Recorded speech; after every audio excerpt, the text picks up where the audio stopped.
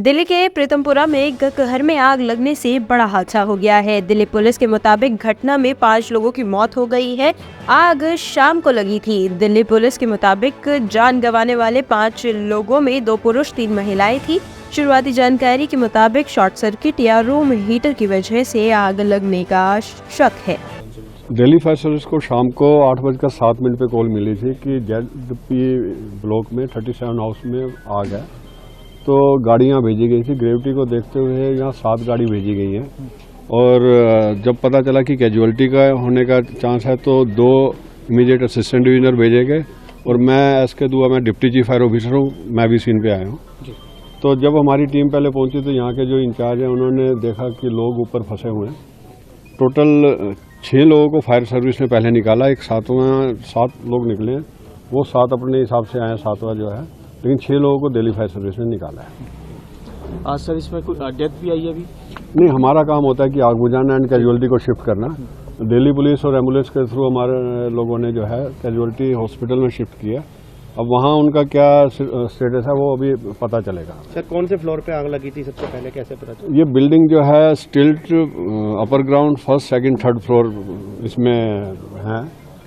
Upper ground और first floor है वो डुप्लेक्स है, उसी में आग लगने का ज़्यादा चांस लगा कि उसी में आग लगी हुई है।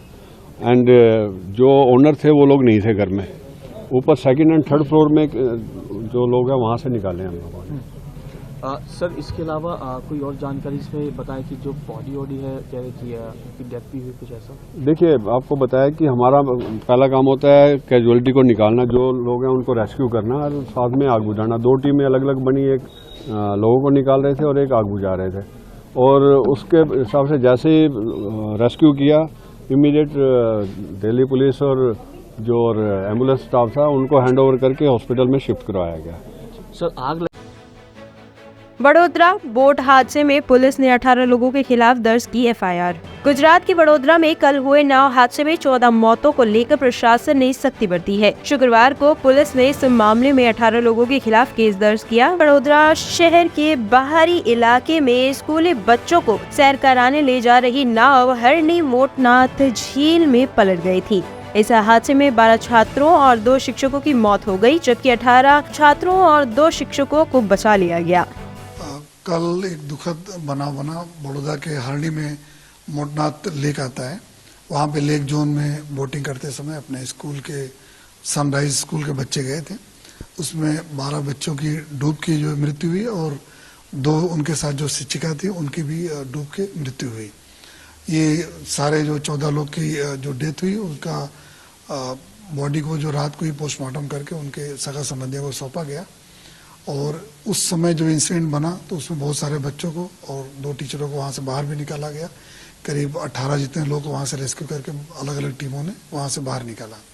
इस पूरे घटना में जो इन्वेस्टिगेशन अभी चल रही थी और उस इन्वेस्टिगेशन में हम लोगों ने अभी तक 6 लोगों को जो है धरपकड़ भी, अरेस्ट भी किया हुआ है, जिसमें 3 ऐसे लोग थे जो वहाँ पे बोट पूरा मैनेजमेंट देख रहे थे, जो कि मैनेजर थे वहाँ पे, लेक जोन के बोट चलाने वाले थे और सेफ्टी देखने वाले। और उसके अलावा ये जो मेसर्स कोटिया प्रोजेक्ट के नाम से एक कंपनी है, इन कंपनी ने कारपोरेशन से, बड़ौदा महानगर पालिका से इस कॉन्ट्रैक्ट को लिया था इस लेक को डेवलप करने के लिए और लेक में बोटिंग के लिए और उसके अलावा दूसरी बहुत सारी एक्टिविटीज थी उसके लिए। और उसमें कुल 15 जितने उसके मेंबर्स हैं कंपनी में, जो पार्टनर्स हैं उसमें, और सभी पार्टनर्स की हिस्सेदारी उसमें फिक्स कर रखी है इन लोगों ने आपस में कि कितने % के ये लोग पार्टनर हैं। और उसके बाद इन्होंने सारी एसेट और लायबिलिटी पे इक्वली इन्होंने अपना जो इनका वहाँ पे कंपनी जब बनी है उसके अंदर जो भी इनके प्रोविजंस इन्होंने लिखे हैं उसमें इन्होंने मेंशन किया हुआ है कि सारे एसेट और लायबिलिटी पे सबकी रिस्पॉन्सिबिलिटी इक्वली रहेगी एज पर देयर शेयर जो है। तो उसमें से 3 लोगों को हम लोगों ने पकड़ा है।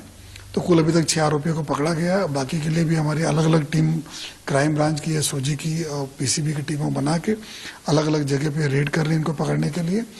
और आज पहले कल हमारी टॉप प्रायोरिटी थी कि पहले सभी को बचाने की, रेस्क्यू काम किया जाए, जो कि लेट नाइट तक चली। लेट नाइट तक इसलिए कोई भी अगर मिसिंग हो या कोई अगर नहीं हमारे कॉन्टेक्ट में आ पा रहा है तो उसके लिए भी सर्च किया जाए। तो एनडीआरएफ की टीम, बड़ौदा महानगर पालिका की टीम उसके अलावा दूसरे भी बहुत सारे प्राइवेट भी अपने स्विमर से, उनको लेकर रात भर हम लोगों ने कार्रवाई किया और अभी कोई भी एक भी मिसिंग का भी कंप्लेन नहीं है, न ही कोई अपने पास कोई ऐसा इंफॉर्मेशन आई है कि अभी किसी कोई बच्चा मिल नहीं रहा है जो है। तो उसको देखते हुए आज से पूरी एफएसएल की टीम लगाई गई और वहाँ पे पूरे जितने भी प्लेस ऑफ इंसिडेंट है सभी का जो है पंचनामा सारी जगहों को किया गया।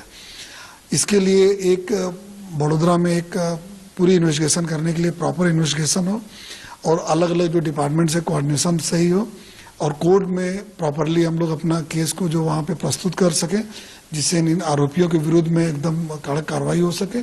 उसके लिए एसआईटी की रचना की गई जिसमें एडिशनल कमिश्नर के नेतृत्व में और 2 डीसीपीज हैं और एसीपी क्राइम ब्रांच जो इसका इन्वेस्टिगेशन करने के लिए आईओ उनकी निमणूक की गई है।